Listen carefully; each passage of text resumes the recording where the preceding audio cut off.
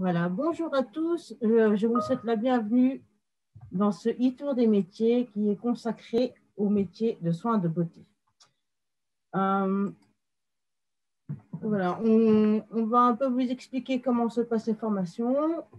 Pour ça, les formateurs vont eux-mêmes vous expliquer comment se déroule la formation. Vous aurez aussi une déléguée à la tutelle qui vous expliquera aussi comment ça se passe au niveau des stages. Si vous avez des questions, n'hésitez pas, vous pouvez déjà les envoyer dans le petit chat de discussion. Nora répondra si elle peut à vos questions, sinon nous répondrons un peu plus tard à vos questions. Et là, je vais laisser la parole à André, qui est la responsable du pôle, qui je retrouve son micro. Ah, voilà. André, tu m'entends?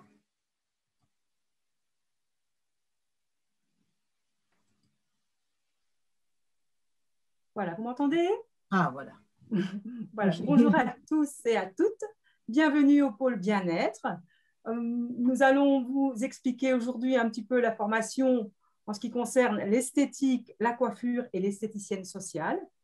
Madame Célaro, ici présente, et moi-même gérons 9 métiers dans le pôle bien-être. Nos collègues sont là aujourd'hui aussi pour vous parler des cours et des stages. Les cours se déroulent en général une fois par semaine à raison de 8 heures, soit en journée, soit en soirée. Et donc, vous pourrez faire votre formation soit en 1 an ou en 3 ans, en fonction du métier choisi. Voilà, j'espère que tout le monde pourra répondre ici à vos questions et pouvoir combler voilà, la possibilité de pouvoir vous inscrire à partir du 10 mai. Je vous remercie beaucoup et je laisse la parole à mes collègues. Merci.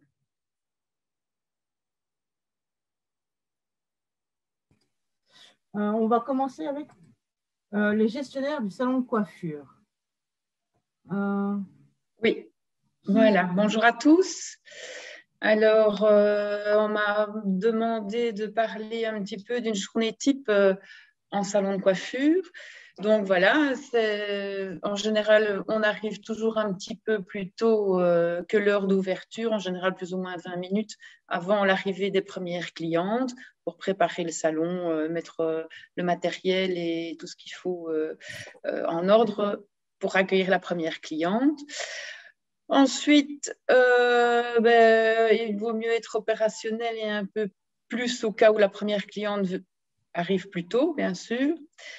Le fait de travailler sur rendez-vous, nous on travaille principalement sur rendez-vous depuis toujours. Le fait de travailler sur rendez-vous permet également de pouvoir prendre les gens qui passent comme ça, parce que ça permet une organisation de travail plus aisée avec un carnet de rendez-vous que sans rendez-vous.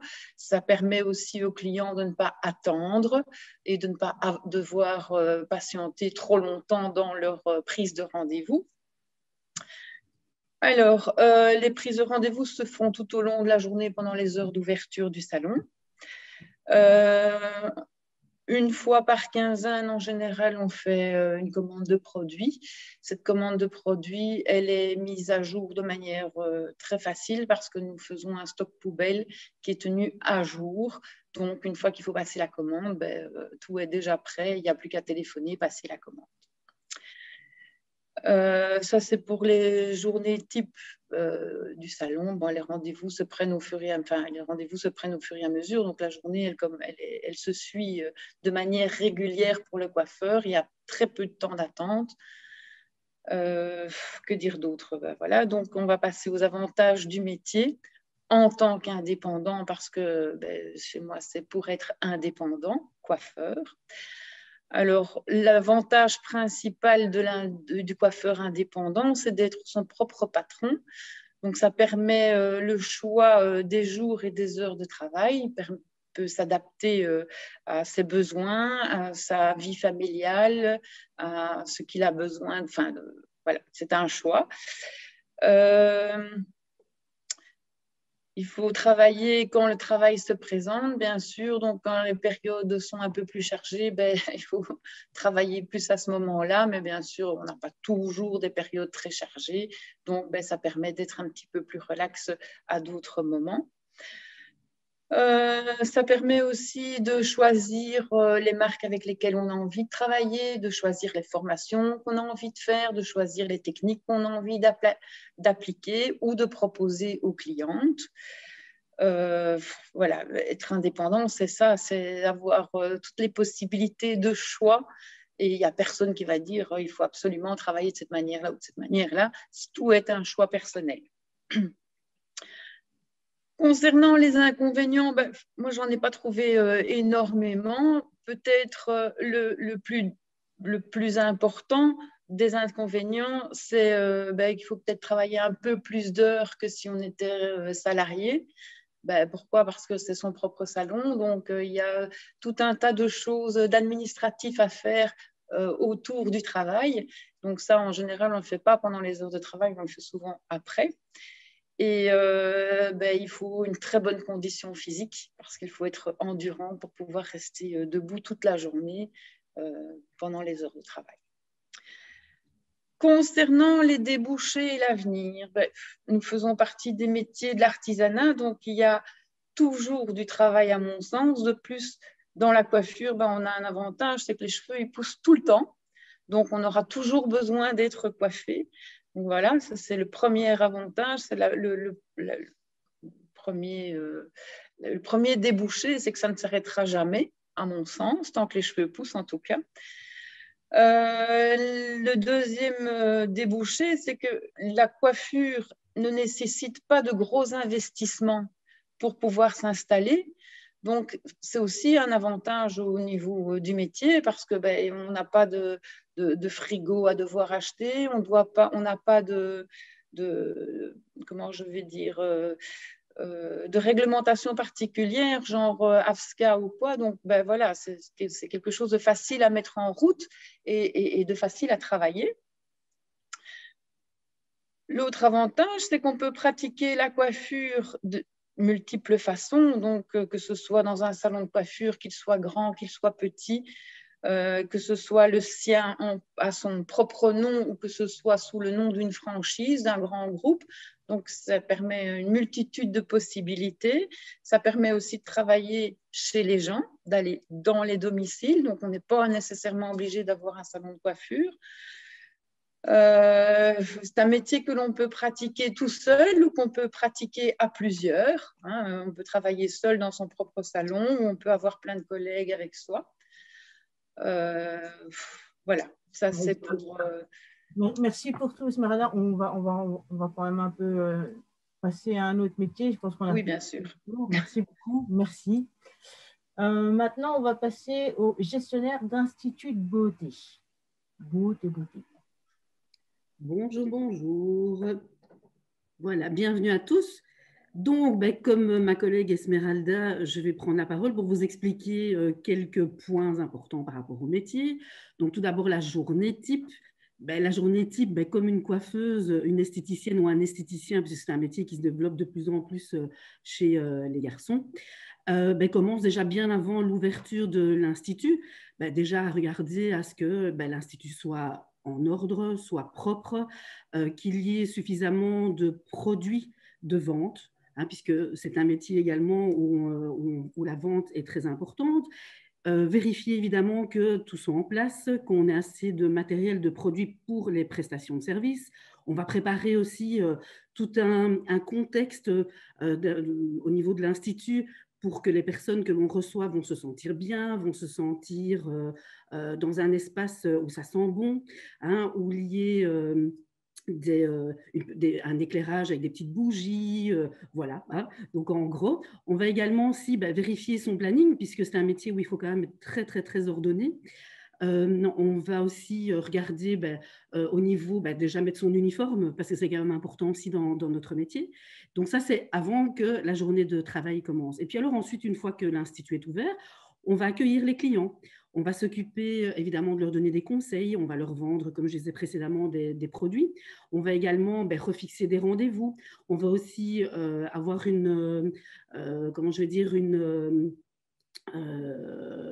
Oui, l'entretien, ça c'est quelque chose qui doit se faire avant, pendant, après. Donc l'entretien, c'est quelque chose de très important au niveau de notre métier.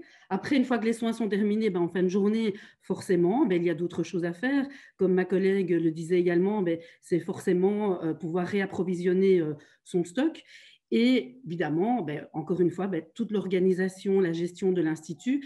Et forcément, ben, en chef d'entreprise, ben, il y a les choses un petit peu moins chouettes à faire, mais qui doivent se faire aussi. C'est tout ce qui est déclaration. Malheureusement, ça fait partie aussi du métier, toute la paperasse. Donc voilà. Donc ça, c'est la journée type en général d'une esthéticienne ou d'un esthéticien en institut. Voilà. Après, je vais laisser la parole à ma collègue pour les avantages du métier.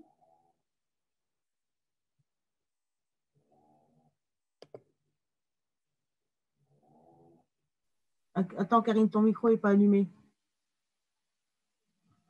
Hop. Bonjour à tous et à toutes, vous m'entendez? Oui, voilà. Oui, voilà. Alors, je suis également formatrice en esthétique, donc avec ma collègue Madame Bongiovanni. Nous donnons donc tous les cours ensemble.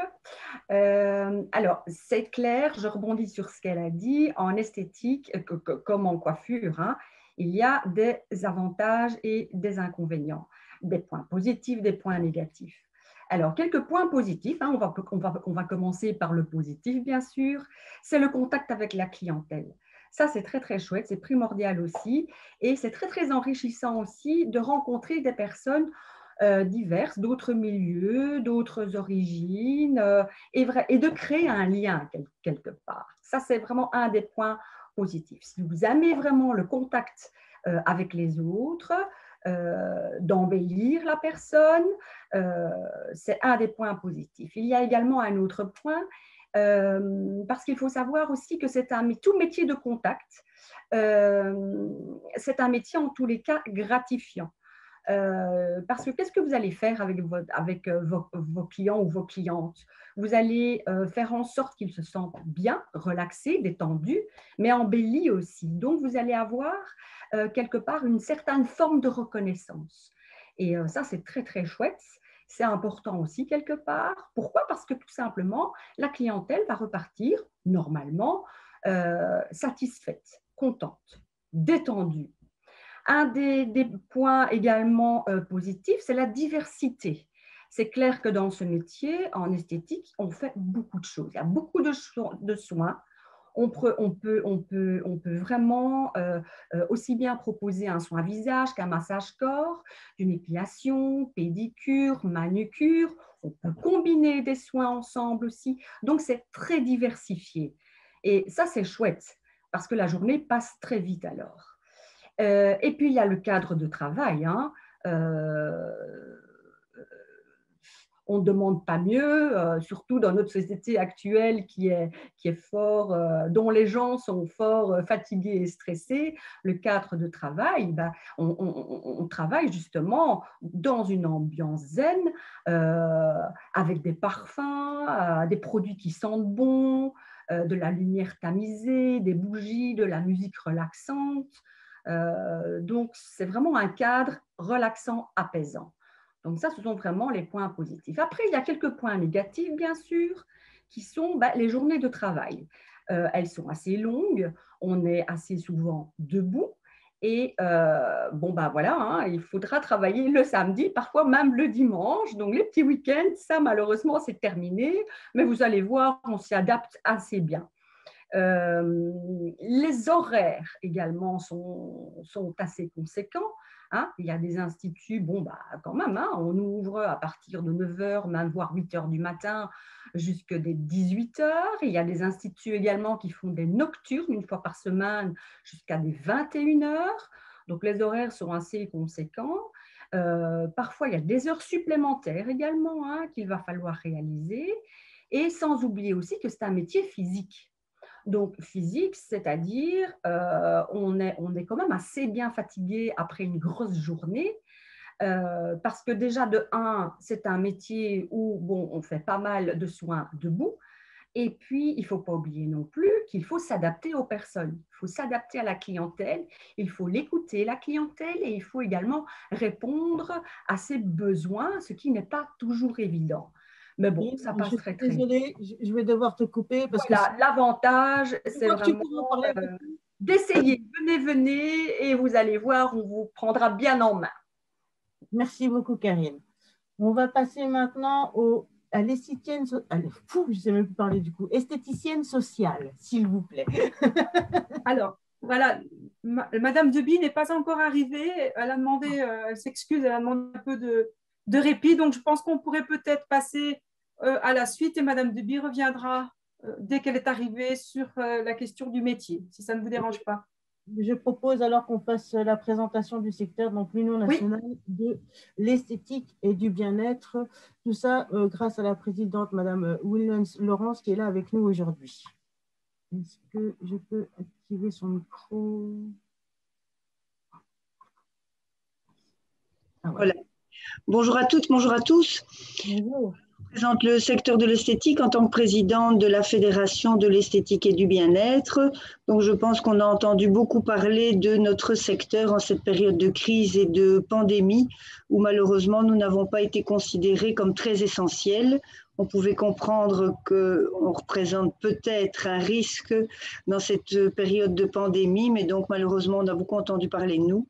On aurait voulu un peu moins qu'on puisse travailler d'une façon efficace. Donc, vous avez pu constater que la fédération défendait la profession et le secteur des soins de beauté. Donc, c'est le rôle principal, c'est d'être porte-parole pour les employés, pour les employeurs du secteur de l'esthétique.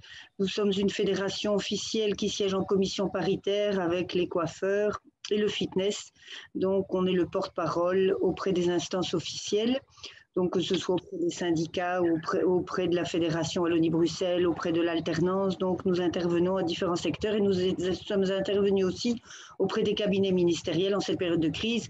Et nous travaillons aussi avec les cabinets ministériels quand il est question du métier du bien-être et du secteur de l'esthétique.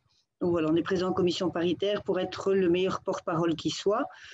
Au niveau de la collaboration que nous avons avec le FP, c'est que nous essayons de collaborer au mieux dans l'élaboration des programmes et dans les compétences qui sont à atteindre pour être en corrélation parfaite avec la réalité de terrain. Donc, vous avez entendu parler des différents métiers, des différents protocoles de soins qu'il fallait apprendre. Nous essayons aussi de vous tenir au courant des avantages et des progrès dans la profession et des choses évidentes auxquelles il faut se préparer, notamment les nouvelles technologies, l'esthétique sociale, vous allez en parler après. Donc, parce qu'au niveau de l'esthétique, on peut être esthéticienne dans un institut de beauté, mais il y a beaucoup d'aspects aussi du métier. Donc, que ce soit au niveau des instituts de beauté, au niveau des parfumeries, au niveau des centres de bien-être, au niveau des milieux hospitaliers, au niveau de l'esthétique sociale, même en cabine de soins.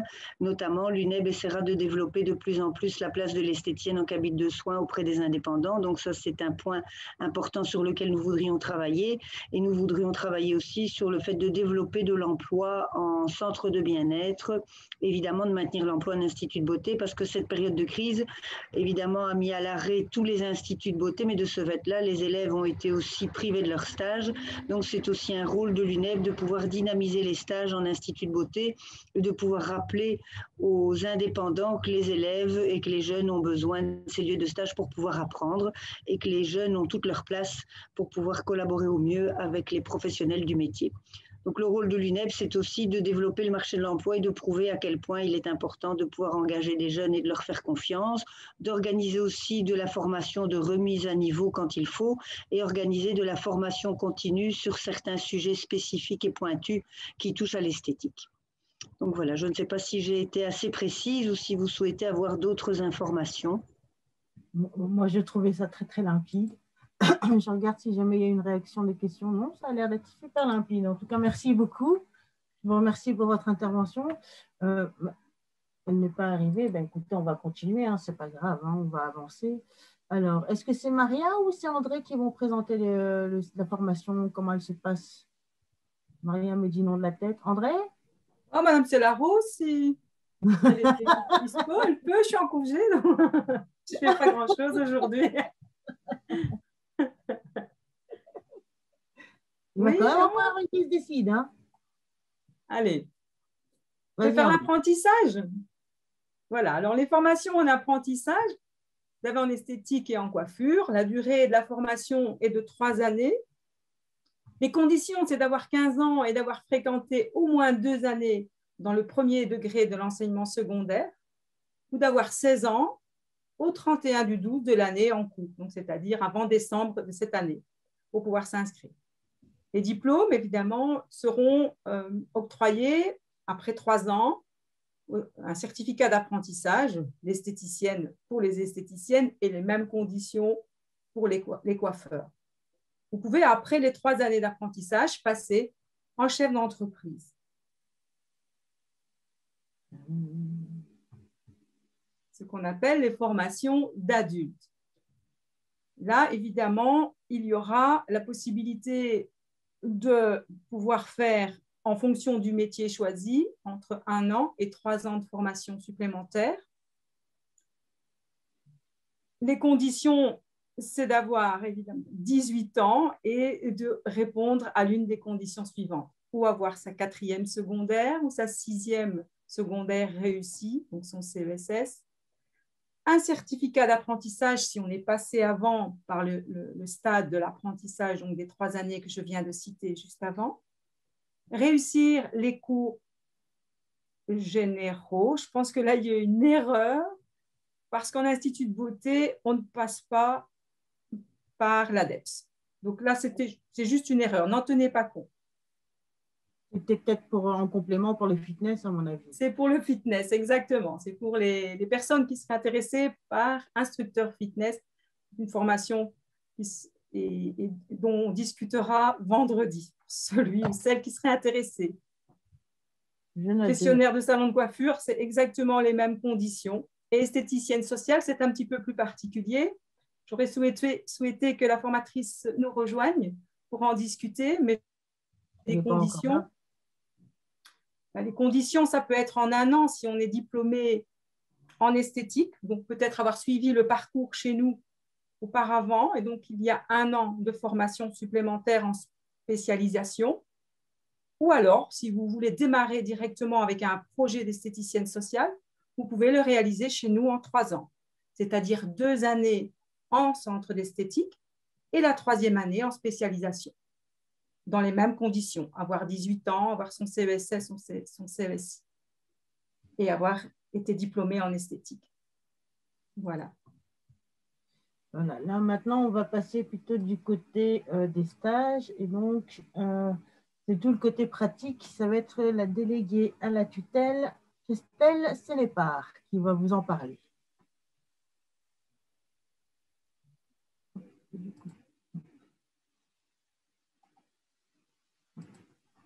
Vous m'entendez? Oui. Alors, en esthétique, comme on a dit, donc on est parti sur 3 ans d'études. Donc, normalement, le stage va se tabler sur ces 3 ans d'études. Donc, plus vite on commence à chercher son stage, mieux c'est, parce que plus on a de pratique et plus on a de la chance de réussir ses examens.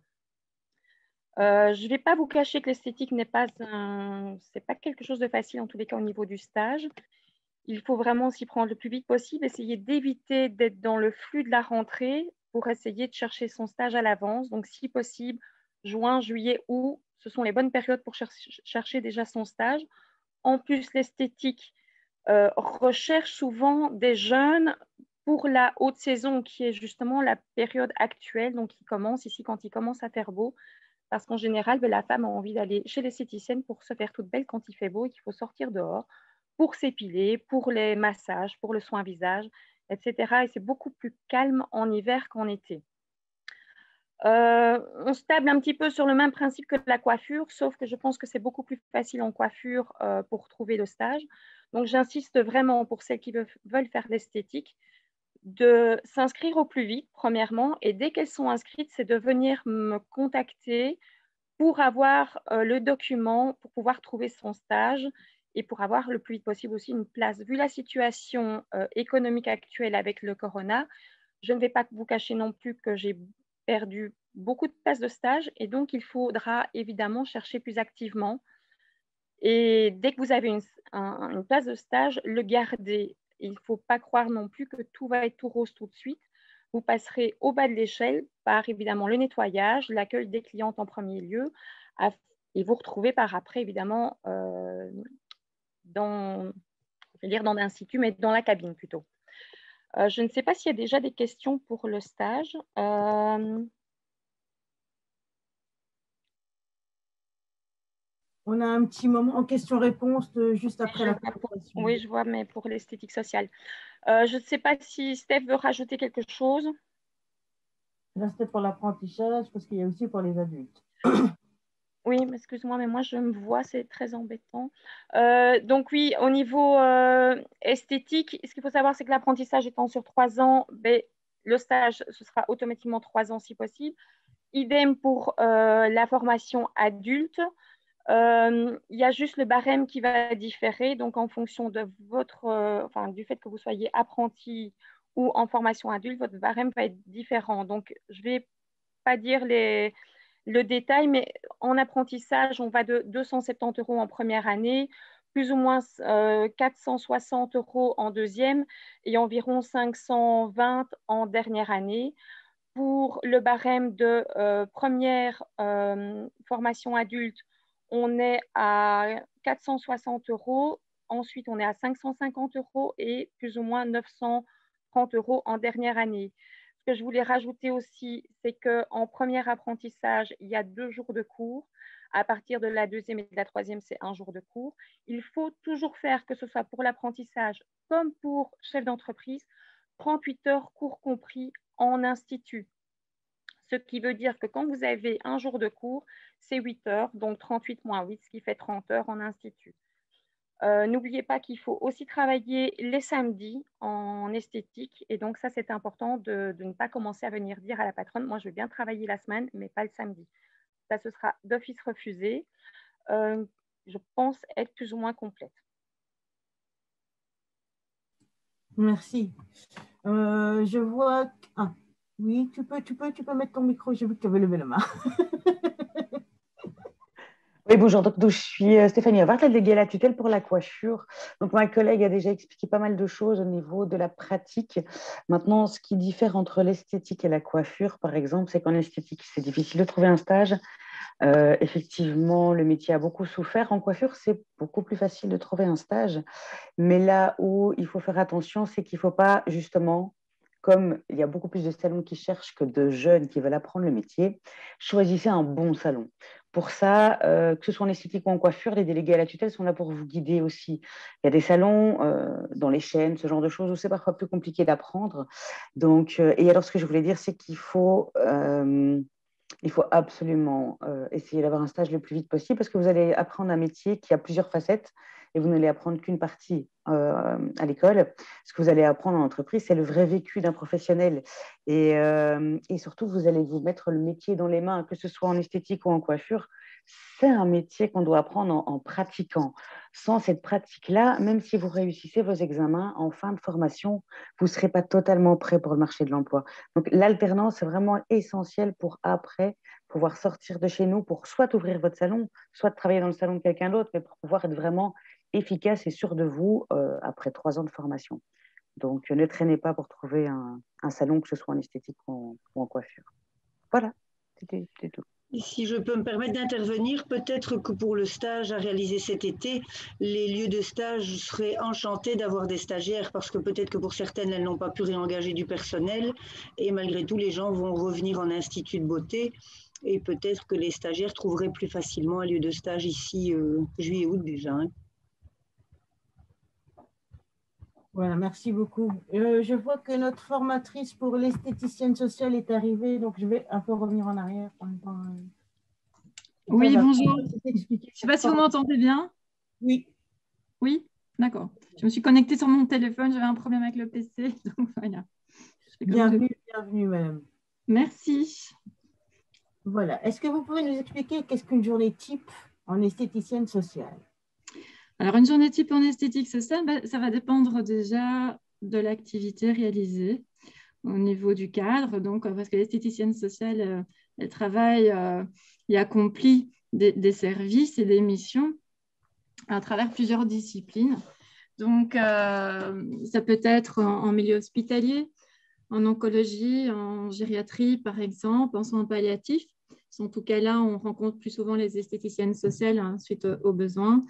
On va retrouver l'esthéticienne sociale, notamment dans des services plutôt pécuniaires.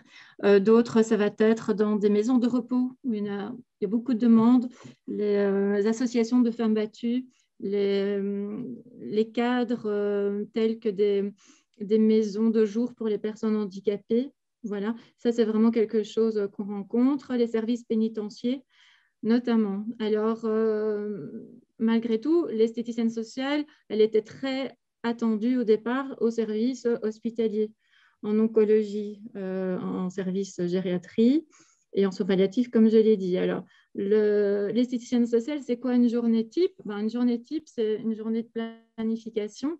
Donc, c'est tout d'abord une mise en place de l'hygiène irréprochable. C'est une collaboration pluridisciplinaire avec les médecins, les infirmiers, les éducateurs. Donc, il ne faut pas hésiter à communiquer, que ce soit verbalement ou que ce soit à travers les systèmes informatiques. Et il y a après la planification des soins sur base donc de la demande et des lieux. Voilà. Je ne sais pas si je réponds à votre question. Oui, tout à fait. Quels sont les avantages et les contraintes? Alors, les avantages et les contraintes. Mais les avantages, ça va dépendre aussi du statut. Est-ce qu'on est salarié? Est-ce qu'on est indépendant? Évidemment, si on est indépendant, il y a une autonomie, mais en même temps, il y a le choix de travail à travers différentes disciplines. Les avantages, c'est surtout que l'esthéticienne sociale, c'est une spécialisation à l'esthétique. Donc, on apprend beaucoup de choses. On n'apprend pas dans le domaine de l'esthétique parce qu'on va à la rencontre du bien-être, du confort, mais surtout à travers les notions psychologiques de communication parce qu'on va toucher le mental à travers, bien sûr, les soins. Évidemment, la différence avec l'esthétique, c'est qu'on va évidemment travailler avec des personnes qui sont en souffrance de l'estime de soi, en souffrance à travers la maladie, le handicap, et qu'il va falloir bien sûr faire preuve d'empathie, de bien connaître cela. Évidemment, ça se développe au fur et à mesure des années, cet apprentissage. On mûrit avec la spécialisation, mais surtout à travers des stages et à travers une pratique professionnelle et des expériences de vie. Les avantages de la socio-esthéticienne, c'est que on n'en a jamais fini d'apprendre, comme beaucoup d'autres métiers, mais que c'est au départ, c'est un métier de relations humaines, ça c'est évident. Et c'est le vouloir d'apporter le bien-être, le confort et des moments de soleil à l'autre. Les contraintes, c'est que le métier n'est pas encore connu assez, justement. Donc, comme il n'est pas assez connu, il faut le faire encore connaître, mais qu'il est en voie de développement. Donc, c'est ça qui est intéressant, c'est qu'il y a encore beaucoup de missions que l'on peut accomplir à travers la politique, mais à travers aussi la façon dont on va mettre notre projet en place. Alors, les contraintes du métier, évidemment, c'est peut-être, et sans doute ça va dépendre des cas, mais les horaires notamment, c'est souvent du lundi au vendredi, travail en journée, mais bon, si on est indépendant, par exemple comme moi, je travaille à domicile en plus de toutes autres heures, donc les heures ne comptent pas. Je travaille le soir, je travaille le samedi, ça peut m'arriver de travailler le dimanche aussi. Donc, en tant qu'indépendant, voilà, on en a jamais fini, mais ça veut dire aussi qu'on a beaucoup de travail si on veut, si on se fait bien connaître et que voilà, puisque c'est un métier qui commence seulement à se développer. Donc, les contraintes, c'est qu'il ne faut pas avoir peur de la maladie ou du handicap. Justement, il faut pouvoir affranchir ces étapes et apprendre à ce que l'autre il vit. Et donc, ça s'apprend à travers déjà les notions théoriques et de la formation. Et après, on pourra davantage apprendre à mettre en application tout ce dont on apprend en théorie. Voilà en gros. Merci beaucoup, Déby, merci. Hop. Voilà, donc on a fait un peu le tour de cet atelier pour aujourd'hui. Maintenant, on va passer aux questions-réponses. Et je vais voir, est-il y a eu beaucoup de questions? Bonjour à tous. Il y a quelques questions en attente, effectivement. Donc, j'ai demandé aux participants de bien vouloir patienter à la fin de la séance. Donc, je vais commencer par la première question qui a été posée. Est-ce que c'est possible de suivre la formation d'esthétique sociale en 3 ans? Non, ça c'est... Attends, un instant, hein. Voilà. Est-ce qu'il est possible de suivre la formation d'esthéticienne sociale en 3 ans et de continuer à travailler sur le côté? Donc, la question, plus précisément, porte sur combien d'heures de cours il y a par semaine, en fait, combien de temps la formation prend, et est-ce qu'il est possible, j'imagine, la personne veut savoir s'il est possible de travailler et de faire la formation en même temps. Alors là, je vais répondre, parce que ça fait quand même beaucoup de questions en une, mais voilà, en fait, en 3 ans, pour répondre d'abord à la première question et de travailler sur le côté, si j'ai bien compris, oui, c'est possible, mais c'est plus difficile parce que le stage étant vraiment, l'alternance étant vraiment un système d'apprentissage qui est relativement poussé sur le lieu de stage, donc le nombre d'heures de stage est essentiel pour apprendre correctement son métier. Maintenant, il y a des possibilités pour les gens qui veulent quand même conserver un travail à la base avant de changer d'orientation. Oui, on peut le faire sur les 3 années en sachant que chaque année, il y a une obligation de stage de 250 heures à réaliser en entreprise, plus les heures de cours et les heures de gestion de cours. Il ne faut pas oublier qu'il y a aussi des cours de gestion qui sont obligatoires. Et donc, si on veut faire le point ou le calcul de toutes ces heures, sur les 3 années, en tout cas, on est sur 500 heures de cours, 160 heures de gestion et sur 664 heures de stage. Ça, c'est l'obligation minimum, en tout cas, de stage, hein, quand on travaille. Donc là, on pose bien la question sur quelqu'un qui travaille sur le côté. Sinon, c'est le stage des 4 jours semaine. Ça, c'était la première grande question. Je ne sais plus la suite. En gros, la question, effectivement, portait sur je pense que c'est une personne qui veut travailler en plus de faire la formation et le stage en esthétique sociale, si j'ai bien compris. Il y a plusieurs autres questions qui sont aussi en lien avec les horaires de cours, justement, etc. Bon, tu y as répondu un petit peu déjà, André, en tout cas par rapport à l'esthétique sociale. Toujours par rapport à l'esthétique sociale, on a une personne qui demande si elle peut la faire en 1 an, dans la mesure où elle possède le diplôme… Jury central. Le jury central? Non, pas du tout. Donc, c'est une personne qui a fini l'option esthétique en secondaire et qui a la qualification donc en esthétique de 6e secondaire technique. Oui, c'est en 1 an alors. Alors, la personne peut y accéder en 1 an. Parfait. Attention, il y a la gestion. Il faut aussi savoir qu'il y a la gestion obligatoire des 160 heures. OK. Parfait. Alors, il y a beaucoup de questions qui portent aussi sur les stages, toujours en esthétique sociale. Une personne qui voudrait savoir quels sont les horaires exactement de cours et le lieu de stage. Oui, alors là, j'avais vu la question, je me suis déjà un petit peu préparée. Donc, les cours auront lieu le samedi matin pour une partie des modules. Une autre partie des modules seront les mardis soirs de 18h à 21h30. Il y a toujours ces 160 heures de gestion. Ça, c'est en plus, en soirée. Et pour les stages, là, on a plusieurs lieux puisque nous sommes sur notre 3e année de formation à l'EFP. Et donc, nous avons déjà recueilli plusieurs lieux de stage qui maintenant sont plus officiels, c'est-à-dire que d'année en année, les entreprises veulent évidemment avoir des jeunes de chez nous, et ça, c'est une bonne nouvelle pour nous. On a des maisons de repos, centres hospitaliers et aussi un centre psychiatrique. Donc maintenant, on est sur 3 lieux de stage très différents que l'on peut déjà proposer aux auditrices, aux auditeurs aussi. Ouais. Et le prix, c'est 325 €, comme toutes les formations à l'année, avec la gestion comprise.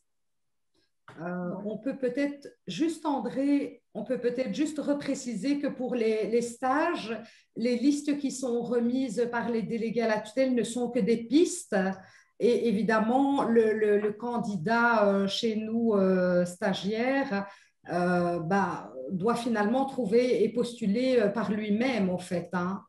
En chef d'entreprise et en esthétique sociale, pour l'instant, oui. Okay. Pas en esthétique classique. Hein. Là, comme le disait Mme Sédépart. À l'heure actuelle, que ce soit en esthétique et peut-être en coiffure, il ne faut pas hésiter non plus à aller vers des entreprises qu'on ne connaît pas, qui justement n'avaient peut-être pas besoin de nous avant, mais qui ont besoin de nous maintenant avec le corona. Nous, on a évidemment des listes de patrons, mais en général, la plupart de nos listes, enfin moi en tous les cas en esthétique, tout est pris pour la plupart. Donc, il faut vraiment pousser les portes et aller montrer vraiment qu'on est motivé, qu'on présente bien et qu'on est là pour eux et pour les aider dans la situation actuelle. Ok, justement, Christelle, il y a une question peut-être à laquelle tu as déjà répondu en partie, une personne qui se demande si ce sera facile pour elle de trouver un stage à 42 ans. Oui, je l'ai vu. Alors moi, je dirais que l'âge n'est pas un blocage. Alors c'est clair qu'il y aura peut-être des patronnes qui vont peut-être refuser de travailler avec quelqu'un qui a que 42 ans, mais à côté de ça, ça a d'autres avantages aussi, où là, on se dit que la personne est totalement motivée si elle vient faire l'esthétique à 42 ans. Donc, il ne faut pas s'arrêter à son âge. Je pense qu'à partir du moment où on est motivé, qu'on montre sa motivation et qu'on peut compter sur nous, je pense que n'importe qui peut trouver un stage à partir du moment où on a ces points positifs en soi. Merci Christelle. On a également une question qui porte, si on a encore le temps, Angela. Ce sera la dernière à mon avis. Quelqu'un qui demande donc si les cours en gestion doivent être suivis si la personne a déjà un diplôme en gestion. Non, à ce moment-là, bien sûr, il y aura une dispense qui sera octroyée pour ne pas faire la gestion. Voilà, donc on a fait un peu le tour, donc n'hésitez pas, si vous avez encore des questions, info@efp.be, ça arrivera juste le slide après. Angela, est-ce que je peux encore préciser juste une chose par rapport à toutes les questions qui ont défilé? On n'a peut-être pas pu répondre à tout. Mais merci Angela. Il y a beaucoup de questions sur les horaires de cours. Sachez que sur le site de l'EFP, quand vous allez dans le catalogue des formations, que vous retrouvez la formation qui vous intéresse, il y a un document PDF qui reprend toutes les conditions d'admission, le prix ainsi que les horaires. Donc, n'hésitez pas à les consulter si on n'a pas pu répondre à tout. Et comme le disait Angela, je te laisse le mot de la fin. Direction sur l'efp.be. Non, les inscriptions sont ouvertes à partir du 10 mai. Vous pourrez vous inscrire en ligne. On espère très vite vous revoir et vous recevoir. Mais n'hésitez pas, la moindre information, la moindre question, vous nous contactez info@efp.be. Voilà, je pense qu'il n'y a plus de slides. Non, c'est la fin. Voilà.